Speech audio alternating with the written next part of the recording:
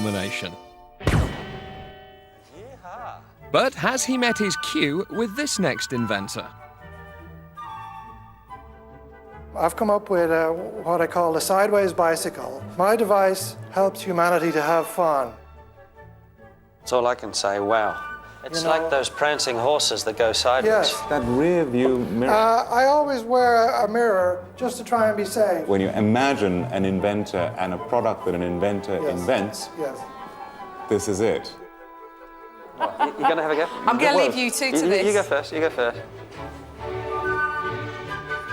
The sideways bike might not quite be a bulletproof Aston Martin, but is it gadgety enough for Karen? I would like to back you. Well, thank you very, very much.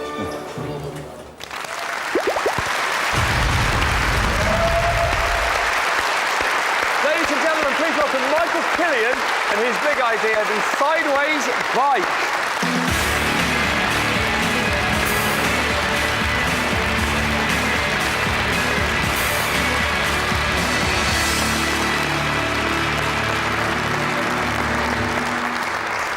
Well, a successful lap. Thank heavens that didn't go wrong.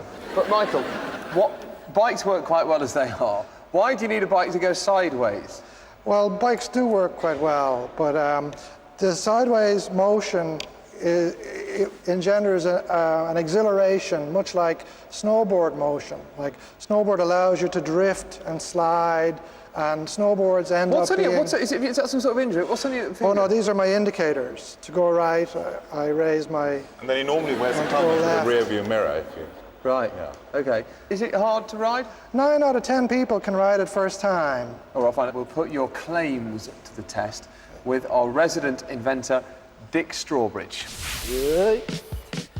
Clearly, people with moustaches are proficient at riding novelty bikes, but in order to join the Tash Brigade, these 10 teenagers will have to earn their facial hair by literally getting on their bike. No pressure, team. It's a shaky start, but he masters it. That's 1 out of 10 already. Whoa! He's off. Avoid the walls. That's the only hint we got. Our team seems super keen to earn their tashes, probably because they can't grow their own yet. He's got it. Getting a bit cocky now, isn't he, eh? Some are better than others, but so far the majority have got a handle on it. Well done. Think about your back wheel, Here's the last of the bunch. He can't even get his feet on the pedals, let alone handle the double steering. Last chance. Probably best to leave it, Harry. So amazingly, Michael's statistics are spot on, and 9 out of 10 of our riders have earned their moustaches. With the exception of Harry, he only qualifies for some bum fluff.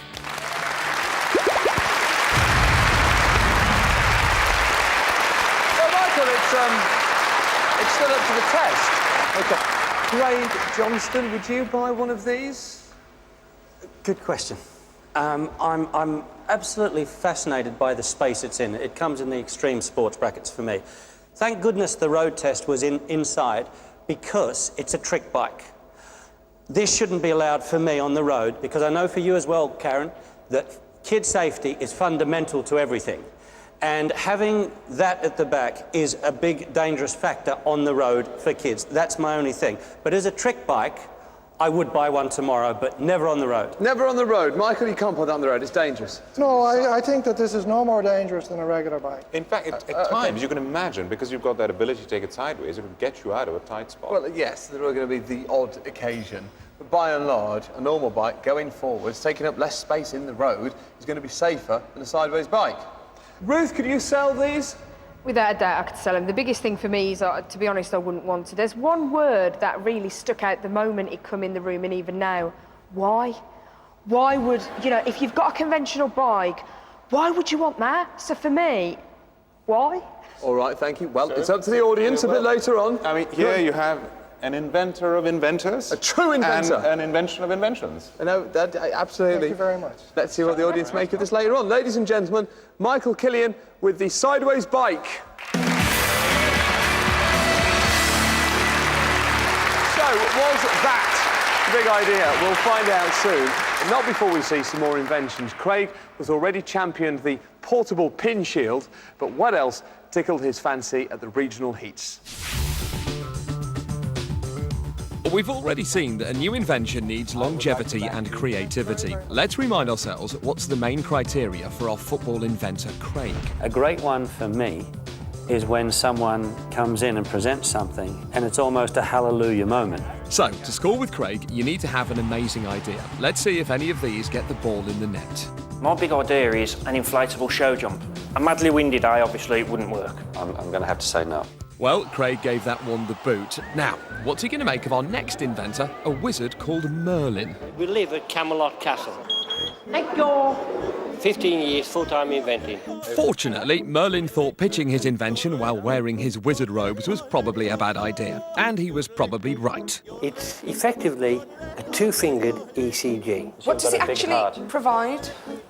It monitors the electricity generated by the heart. It's not going to hurt him. No. On the screen, we can see her heart trace. It just needs to be scientifically verified and proven. Also, it works on animals. So, Craig was rendered speechless by Merlin, but not for long. It's a no. Thank you. Now, will Stephen Richards cut it with his sharp idea? First idea is a self-cleaning razor. Well, Craig's looking for a eureka moment, and surely a razor isn't going to do it for him. This will enable you to shave practically anywhere. Behind the blades are a motor-driven fan. The fan removes the hair from the blades.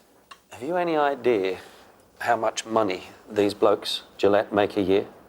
It's one of the most profitable businesses in the world. Yes. If you get a technology breakthrough in this market, you are not multimillionaires, you're multi-billionaires. Oh no, he's turning into the Badger.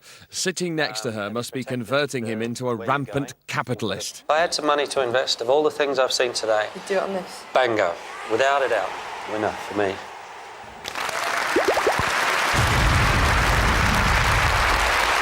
So let's have a big hand for Stephen Richards and Roger Bold with their self-cleaning razor.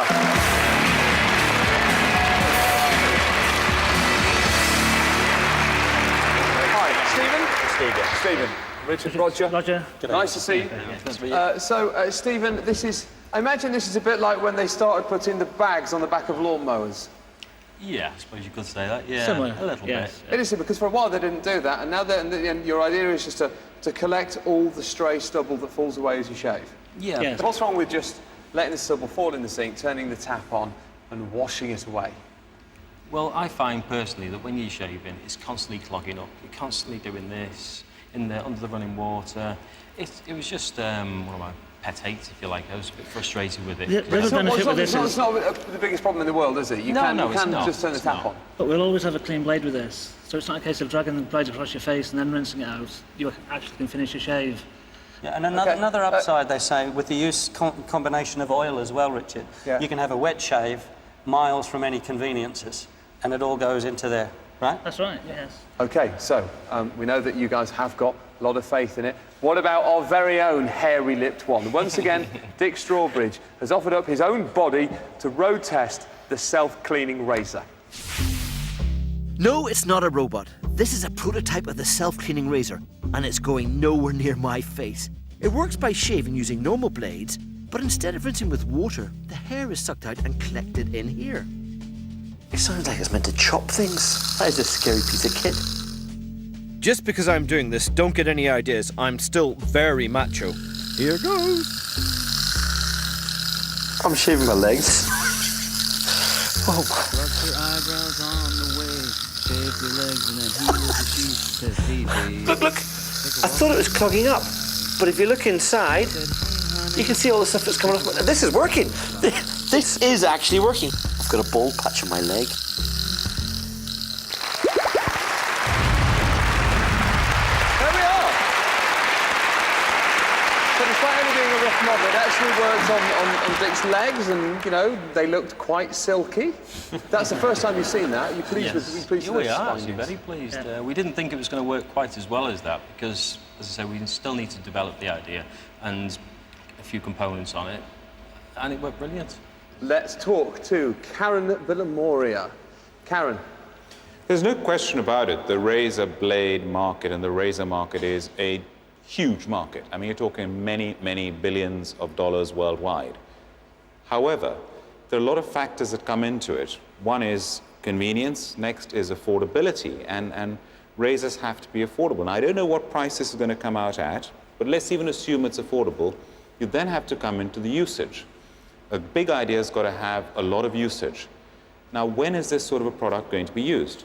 75% of men who shave like to have a wet shave.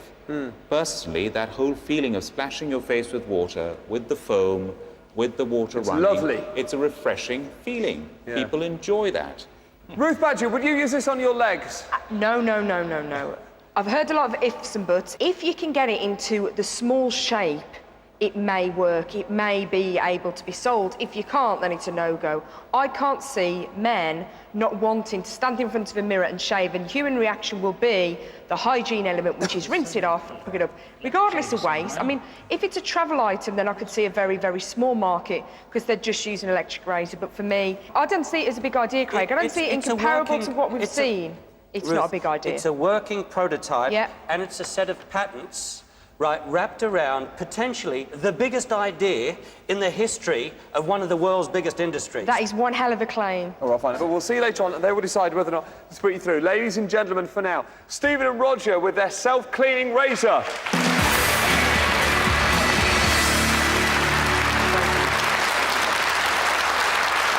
Okay, just 2 inventors left to meet. Now, Ruth already has the Bi-Fuel emulator in her tank, but what else pumped her full of energy? As the day wore on, the judges saw more and more inventions. Some intriguing ones, some just baffling. It's above your head, because we've not got pointy heads. I'm going to say no. Steve Richards has already impressed the judges with his razor. Now his mate Phil is going to try and win the panel over with his big idea. It's for the plastering and dry lining trade. For the plaster and dry lining trade, you say. Tell us more. When you plasterboard a room, if you come across an electric box, plasterboard then has to go on there. So it takes time to cut the box out. With this little ID here, clicks into the electric box, press from the other side, and then you have 6 indentations there, and you can cut your square out, and the job's done. And it's as simple as that. How much does that cost to produce? We're only thinking of a couple of pounds to produce that. Sock it to me. That's a very good, simple idea. Blimey, who'd have thought a dry lining tool could fire up the judges so much? Question is, who's going to pick it? I think it's fantastic. I think it's very simple, and your target audience is the one that you work in. So it's the easiest to sell to. You've got a definite from me. Thank you. Thanks, Karen. Good on you.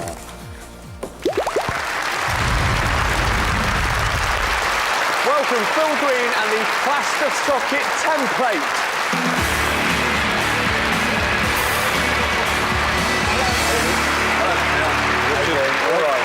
Explain to us in a nutshell what this does. It's a tool for the building trade. It just clips into the electric box, put the plasterboard against the socket, give it a knock from the other side, drop the plasterboard back down, and then cut the hole. I'll tell you what, let's get straight on with the road test. That way we can all better understand it and see if it works, then we'll have a proper discussion about it. Right. So, Dick, tell me what I want to know. Can't touch this. OK, it's a fair cop. I know nothing about plastering, but I know a man who does. I'm going to be fitting plasterboard to this stud wall here. On this side, I'm going to be using the conventional method, and on this side, I'm going to be using the dry lining plastering aid. In theory, this side should be quicker. There's only one way to find out, and that's put it to the test. Break it down.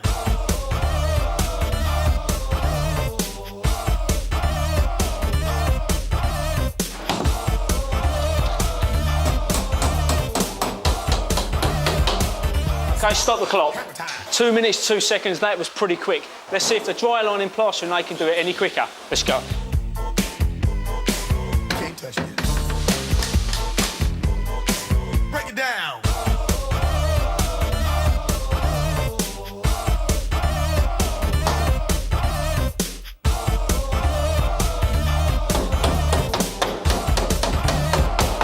Stop the clock.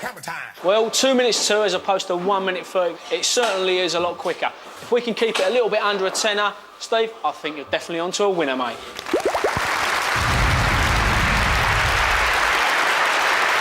There we are. Went well.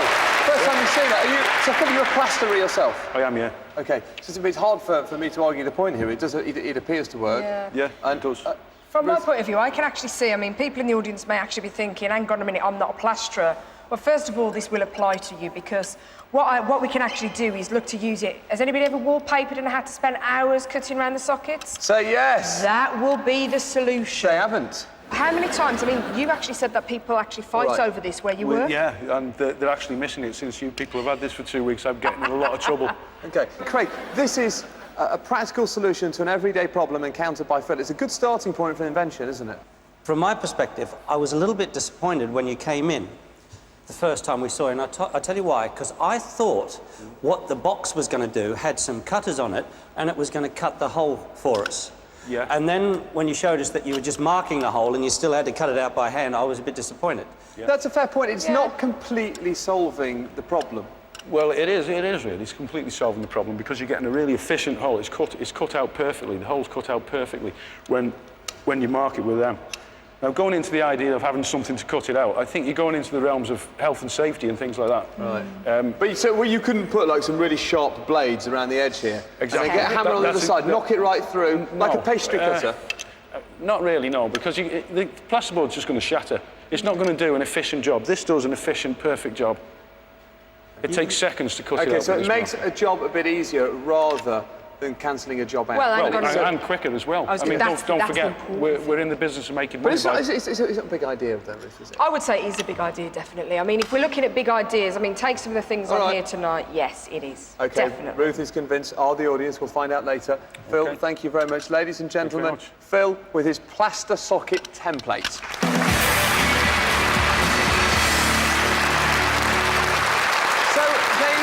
Big idea or just a pipe dream? Join us in part 3 when we meet our final inventor and crown this week's big idea. Now, earlier we asked you what big idea did Stephen Perry have in 1845? The competition lines are now closed, and the answer was, of course, A, the rubber band. The winner will be notified by text within the next 48 hours. Stay tuned to see how you can vote for your favourite inventor and stand a chance of winning a cash prize or a profit share in the winning idea. See you in a minute.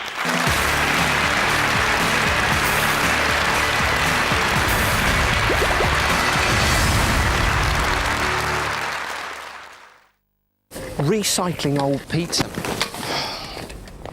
Head harnesses for dictaphones. Urgent! Vodafone brings you the big idea. Come on. Tomorrow, the multi-award-winning third series of Lost, now found on Sky One. We know exactly who you are. Starting tomorrow at 10, the third series of Lost, now found on Sky One.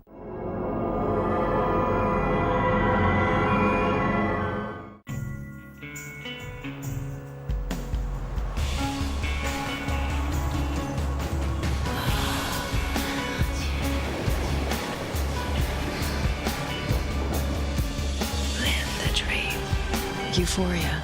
Fragrances for men and women from Calvin Klein.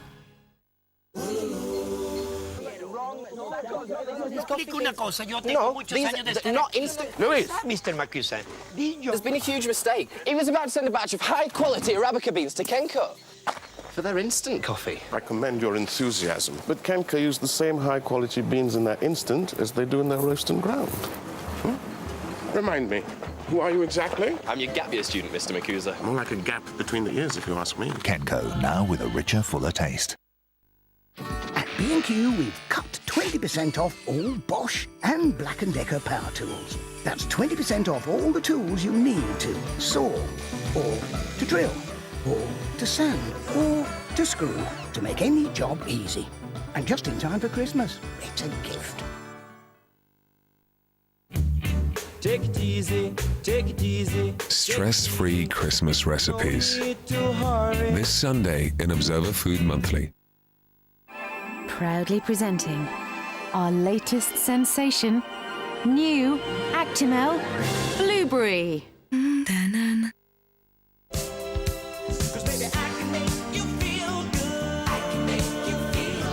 Feeling sweet. It's buy one, get one free on sweet dried cranberries. It's also buy one, get one free on our vanilla pods. Julian Graves, for feel-good food. Nah, Henry wouldn't like boneless chicken. The KFC Deluxe Boneless Box. Kids won't leave a thing. Now at Toys R Us, spend over £40 on baby Annabelle, Shoo Shoo or Baby Born and get one of these high chairs absolutely free. Toys R Us, open late till 10 p.m. Good to catch up with the lads last night. Need my Nivea for Men Q10 though. There. Refreshed, revitalised, ready to face whatever the fast-moving world of today throws at me. Shame it's a Sunday. Nivea for Men, Revitalising Cream Q10 and Eye Relief Q10. Look better than you feel with Nivea for Men. Ah, Christmas shopping? Come and take a look at our prices and you'll see why it's always a happy Christmas at Euronics. They say the best things in life are free. I think they mean bird song, rainbows, and stuff. Thanks. But sometimes it's the free things in life that are best. It's nice to get something for nothing. So BT are offering free UK evening and weekend calls for a year. Call 0800 200 700.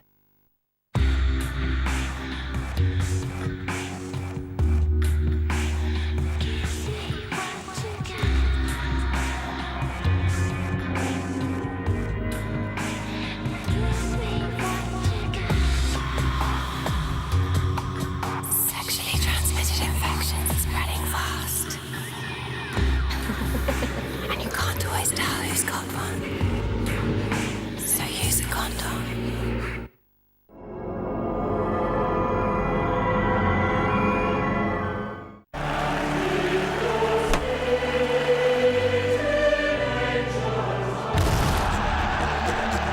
The Ashes, live only on Sky Sports, in association with Wolf Blass, Wednesday night at 11. Brennan and Booth are back in Barnes next after The Big Idea. Conk. Eco Bling, Conker Jewellery. Vodafone brings you The Big Idea.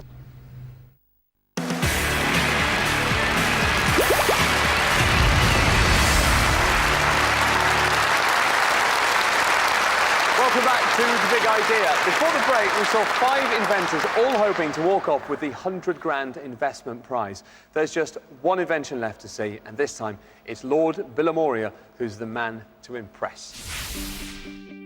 So as the long day drew to a close, the judges had seen just about everybody. And I mean everybody. Ooh, clever. But Karen still had one inventor left to pick. Finally, the judges met Amanda Davidson from Lincolnshire. Now, Logos for Schools is a concept that was conceived by primary school mums. This is the first chance that there has been to restructure the school uniform market for the benefit of the schools and the parents. Amanda wants to set up a national system whereby parents can buy better quality, more affordable branded school uniforms. These are my daughters. Hello. This is Erin, and this is Natasha, who's 6. Hi. They're all wearing the branded schoolwear. Nice touch, bringing your kids to soften up the judges, and it seems to be working. But you want to change the status quo, and I think it's very deserving. There's over 33,000 schools in this country that are potential customers for you, so I see that as a huge advantage. You've got to have the faith in your idea and keep going. Thank you. I would recommend that you go through. Thank you. Good on you. Well done, girls. Shake.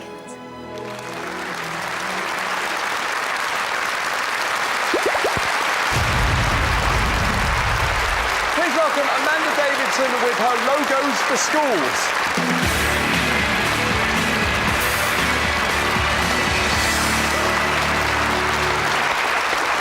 Hi Amanda, nice to see you. Hello there. What does Logos for Schools actually do? Well, Logos for Schools allows communication between schools, parents and the supermarkets to allow them to utilise embroidered schoolwear stock. What happens normally is a school has a nominated supplier who they ask you to, or shop, usually a local shop where you get your uniform from. The problem is it's very expensive and the quality in terms of value for money is not very good. Let's find out if this works. Let's see if Dick Strawbridge can shed some light on Logos for Schools. The idea is simple. You stitch school logos onto any clothes you can buy on the high street. So, to test this, we've got 2 jumpers and 3 criteria to meet. First up, the cost. which jumper looks more expensive? One of these jumpers is £13.50 and the other's £8.50. Which is which? I think that's £13.50. Yeah. And I think that's £8.50. Correct! This is exactly where parents are getting ripped off. It's 100% acrylic, yet it's more expensive. Next up, quality. Which one feels better? That feels quite nice and soft. That feels rougher. Yeah. I would definitely say that one. This is where Logos for School excels.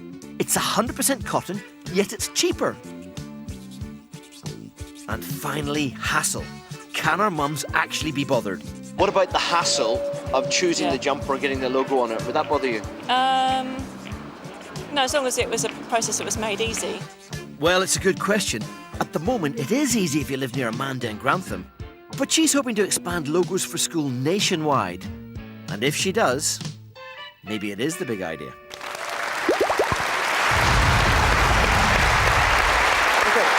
so that's not a bad result. They're better quality jumpers, it would seem, using your system, and they are cheaper. Ruth, are you with Amanda? I don't see it as being an invention or a product. You're offering a service. I love your passion. It's a good service, but to me, to service, it's not the big idea. I mean, this is not a new concept. It's not the first time that people have wanted the supermarkets to come into this market, but no one has ever been able to make it work before. And this is where the big idea comes in, is the fact that I have worked out a way to allow this to occur. OK, well, we enjoyed your passion, and there's certainly something there. But thank you for now. Amanda Davidson with her Logos for Schools.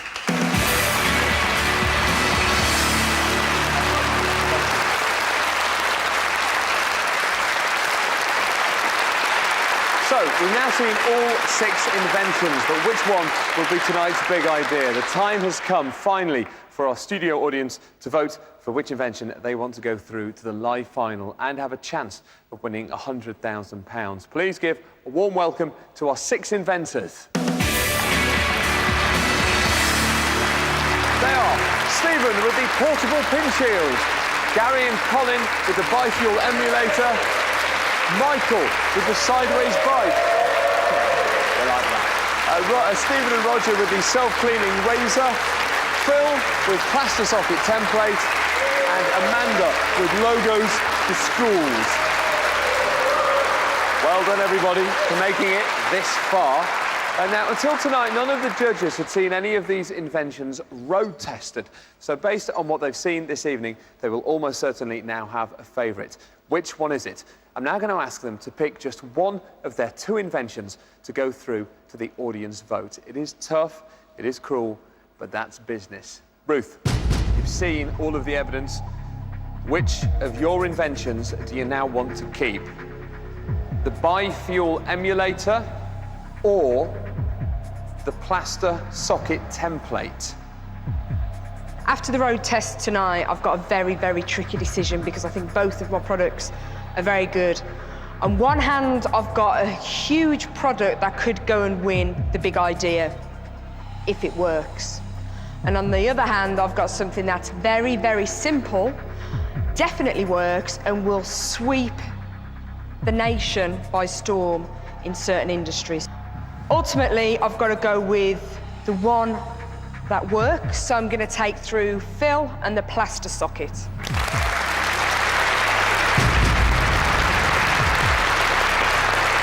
OK, Craig. Again, difficult, I know, but which of your inventions do you want to keep? The portable pin shield or the self-cleaning razor? They're both true inventions because they're patented. However, one of them, I believe, is a big, big idea in extremely big industry. So for me, I'm going to take Stephen and Roger and the self-cleaning razor through. Karen, you're next. Who stays and who goes from your 2 inventions here? The sideways bike or Logos for Schools? I have 2 options here. One between an invented product and another between a service idea. Some of the biggest ideas in the world are service ideas. And you couldn't think of a more lateral product and an inventor's product than the Sideways bike. That is truly unique. And although I love the Sideways bike and it'll be great fun, I actually want to think of the bigger picture. Amanda, logos for school. I'm keeping you.